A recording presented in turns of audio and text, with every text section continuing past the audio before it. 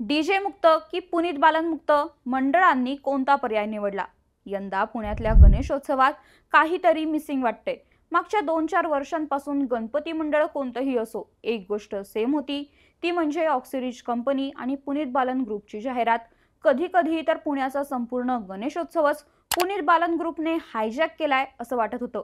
पण यावर्षी अचानक या जाहिरातींची संख्या कमी झाली आहे।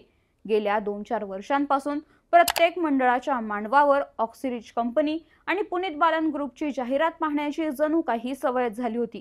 पण यंदा अचानक या जाहिरातींची संख्या कमी झाल्याने काहीच चुकल्यासारखं वाटतंय। म्हणूनच यामागे नक्की काय कारण आहे ते जाणून घेऊयात।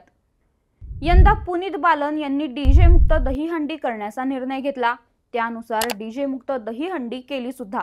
तर गणेशोत्सवात सुद्धा त्यांनी हाच डीजे मुक्त गणेशोत्सवाचा नारा दिला। तर जी गणेश मंडळ डीजे मुक्त गणेशोत्सव साजरा करण्यास तयार होतील त्यांनाच जाहिरात दिली जाणार असा निर्णय घेण्यात आला। आता काही मंडळांना डीजे मुक्त गणेशोत्सवाची कल्पना आवडली आणि त्यांनी डीजे मुक्त गणेशोत्सव साजरा करण्याचा निर्णयही घेतला आणि त्यांना जाहिरात सुद्धा देण्यात आली। पण काही मंडळ मात्र यासाठी तयार झाली नाहीत। जाहिरात नाही मिळाली तरी चालेल, पण डीजे लावणारच अशी भूमिका या मंडळांनी घेतली। त्यामुळे या मंडळांना ऑक्सिरीज कंपनी आणि पुनीत बालन ग्रुपची जाहिरात देण्यात आली नाही। म्हणूनच यंदा ऑक्सिरीज कंपनी आणि पुनीत बालन ग्रुपच्या जाहिरातींची संख्या कमी झाली आहे। तर यावर तुमचं मत काय? तुम्हाला काय वाटतं?